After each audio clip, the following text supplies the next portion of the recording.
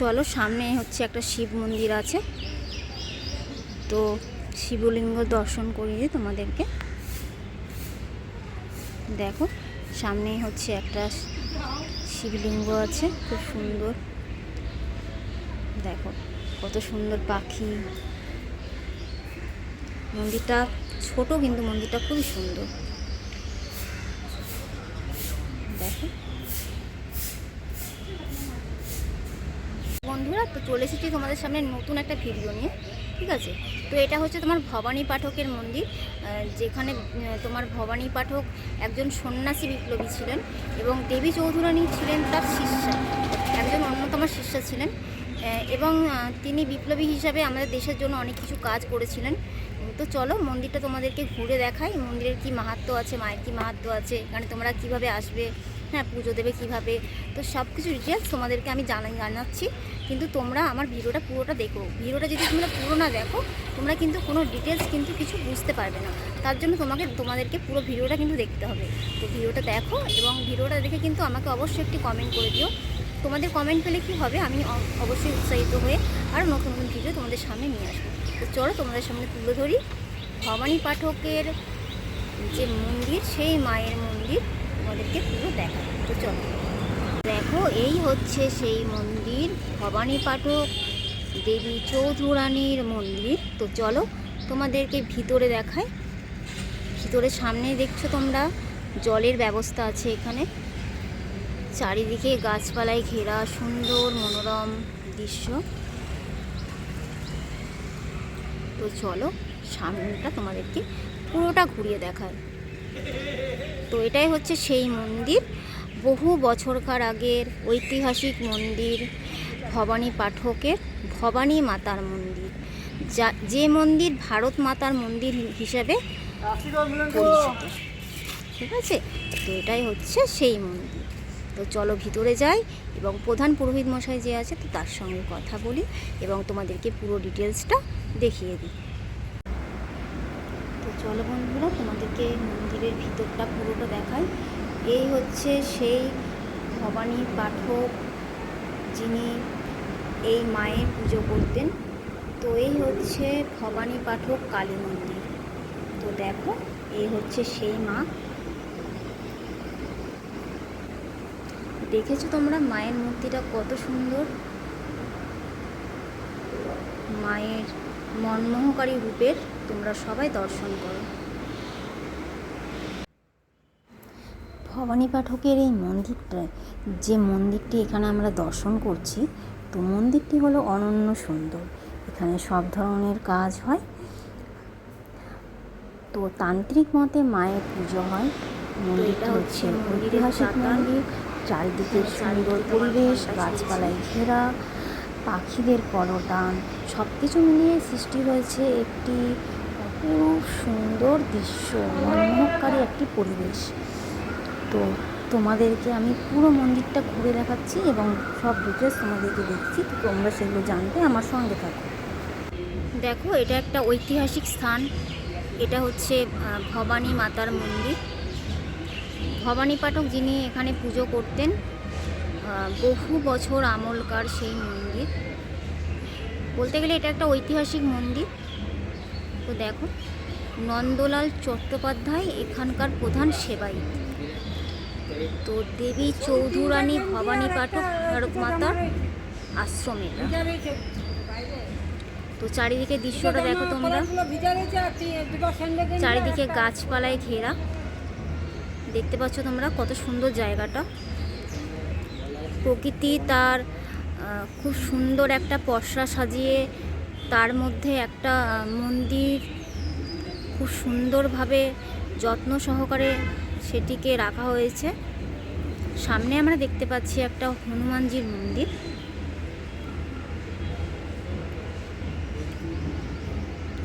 তো এটা হচ্ছে বজরংবলীর মন্দির।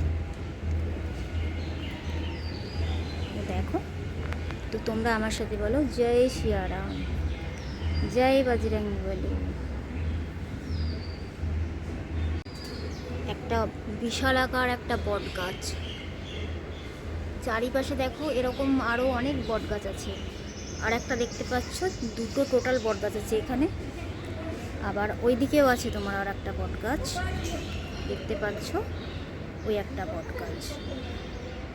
ঠিক আছে, তো চলো সামনের দিকে আমরা এগিয়ে যাই। দেখো এখানে হচ্ছে কুয়ো, একটা কুয়ো আছে। এটা হচ্ছে অনেক প্রাচীন আমলকার সেই কুয়ো, দেখতে পাচ্ছ, অনেক প্রাচীন আমলের সেই কুয়ো এটা,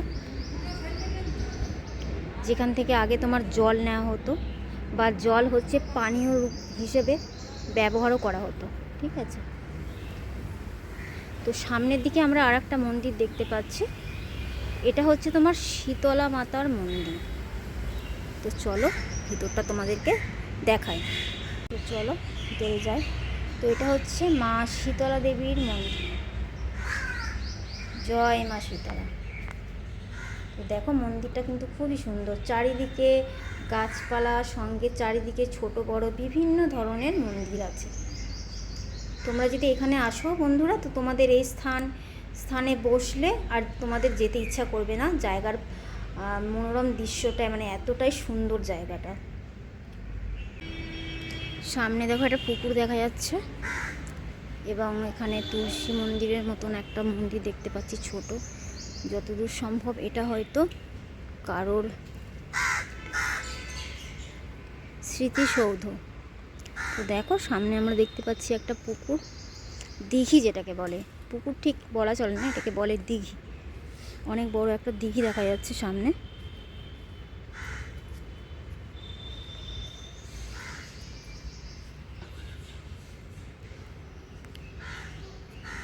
দেখো চারপাশটা।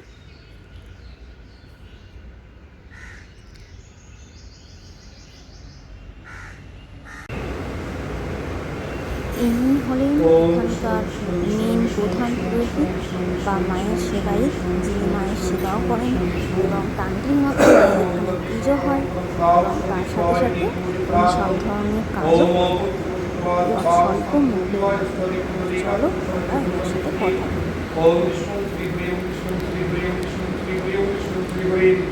ओम सर्वो मंगलमंगलम वरेण्यं वरदं शुभं नारायणं नमस्कृतं सर्वोपमादिवारिणे शंभो चक्रधरं विष्णुदीतो जन्तवात्मं प्रारम्भे करुणान्वितं संतुरिं ओम विष्णु श्री विष्णु श्री हरे ओम श्री विष्णु विष्णु सप्तधाम विष्णुमात्र मित्रादि भास्करे सुले सुले विभो नागस्वरूप श्री विष्णुदास समर्पे समर्पण परिवार ईश्वर लाड़ भागवत थे श्री महाकाल श्रीमद् भगवान दादा। আচ্ছা, আপনি কি এই মায়ের মন্দিরের প্রধান পুরোহিত? তো আচ্ছা, আপনার নামটা যদি বলেন দাদা। মিলন চট্টোপাধ্যায়।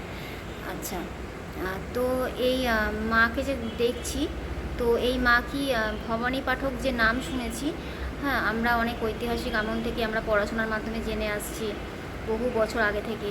তো তিনি কি এই মন্দিরের প্রতিষ্ঠা করেছেন বা মায়ের পুজো করে মানে করতেন? মায়ের প্রতিষ্ঠা বলতে গেলে একটা অন্যতম প্রতিষ্ঠা, মায়ের প্রতিষ্ঠা বাংলায় যখন পালকি বা সিন্ধু, আচ্ছা, সেই সমসাময়িক মায়ের এখানে প্রতিষ্ঠা করেছে। মন্দিরের পিছনে একটা পুকুর আছে, বিরাট দিঘি। আচ্ছা, এটার নাম হচ্ছে ইছাই সড়ক। ইছাই ঘোষ যখন এই পুরো অঞ্চলটা একটা সময় গৌভূমি নামে পরিচিত, এই গৌভূমির রাজা ছিল ইছাই ঘোষ। ইছাই ঘোষের প্রতিষ্ঠিত মা বলা যায়।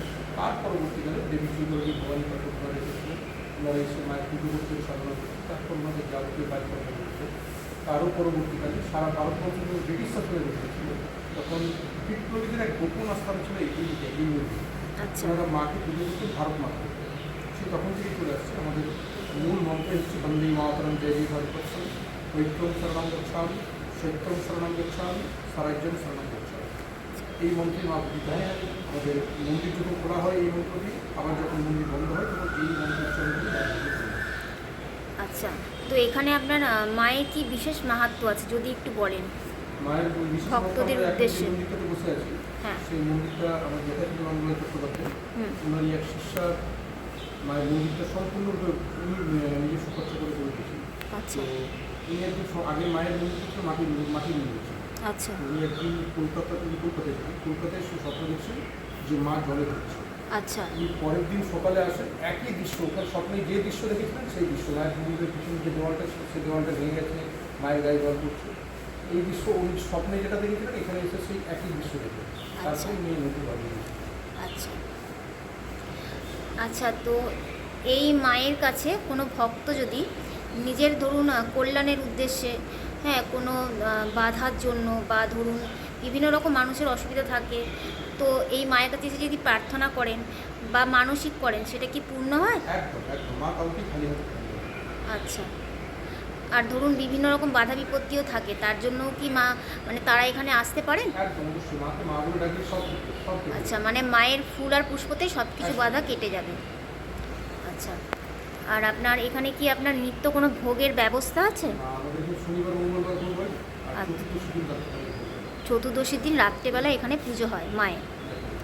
আচ্ছা আমাদের পুজোর মূল বৈশিষ্ট্য হচ্ছে অন্যান্য জায়গায় কালী পুজো যখন হয় অমাবস্যার দিনে, আমাদের এখানে হয় কৃষ্ণপক্ষ চতুর্দশী হয়, অমাবস্যাতে কালী পুজো। আচ্ছা, তাহলে আমাবস্যাতে কোনো পুজো এখানে হয় না? অমাবস্যাতে পুজো হয়, আমাবস্যাতেও হয়। হ্যাঁ, কিন্তু মায়ের মূল পুজো হয়ে চতুর্দশী। মেন পুজো হচ্ছে মায়ের চতুর্দশীতে। আচ্ছা, আর মায়ের প্রতিষ্ঠা দিবস কি কিছু পালন করা হয়? মায়ের মানে বাৎসরিক উৎসব হয় যেটা আমাদের, সেটা হ্যাঁ। হচ্ছে মায়ের কার্তিক মাসের কৃষ্ণপক্ষে চতুর্দশী, কৃষ্ণপক্ষে চতুর্দশীতে। যেটা হচ্ছে এই ভূত চতুর্দশী নামে পরিচিত। আচ্ছা সেদিনই মায়ের এই উৎসব হয়ে থাকে। আচ্ছা, আর আপনার ভক্তরা যদি ধরুন মানে কোনো মানসিক পূর্ণ হলো, ভক্তরা তার মনস্কামনা রূপে মানে যেটা খুশি মানে দিতে পারেন তো মাকে, মায়ের উদ্দেশ্যে? আচ্ছা, বা মায়ের মূর্তিটি খুব অবর্ণনীয় সুন্দর। আর এর পাশে আমরা যে দুটো দেবীকে দেখতে পাচ্ছি মায়ের পাশে, মানে এনারা কারা? এটা হচ্ছে ডাকিনী আর যোগিনী, মায়ের আচ্ছা, সহযোগী। ডাকিনী আর যোগিনী মায়ের সহযোগী। আচ্ছা, আর আপনার মানে মানুষ এখানে কিভাবে আসবেন যদি একটু বলে দেন আপনি?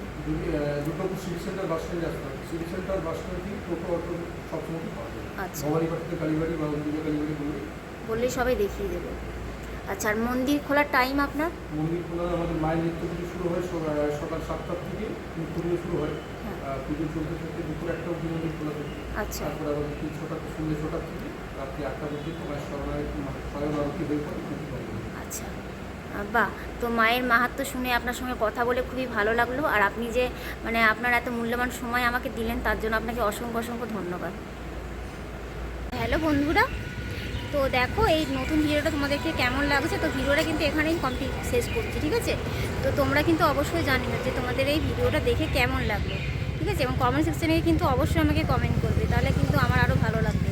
হ্যাঁ, আর কমেন্ট করে জানিও যে ভিডিওটা তোমার কেমন লাগলো, কারণ এটা একটা তোমার ঐতিহাসিক মানে মন্দিরের ভিডিও, তো এটা হচ্ছে ভবানী পাঠক বা দেবী চৌধুরী রানীর সঙ্গে জড়িয়ে আছে এই ভিডিওটা, ঠিক আছে? তো তোমরা কিন্তু এই ভিডিওটা অবশ্যই পুরোটা কিন্তু দেখো, পুরোটা যদি না দেখো না তোমরা কিন্তু কোনো বিষয় কিন্তু জানতে পারবে না। তো পুরো ভিডিওটা তোমরা দেখতে থাকো এবং আমাকে অবশ্যই একটি কমেন্ট করে দিও, ঠিক আছে? তো এখানেই চলো টাটা, এখানে ভিডিওটা শেষ করছি।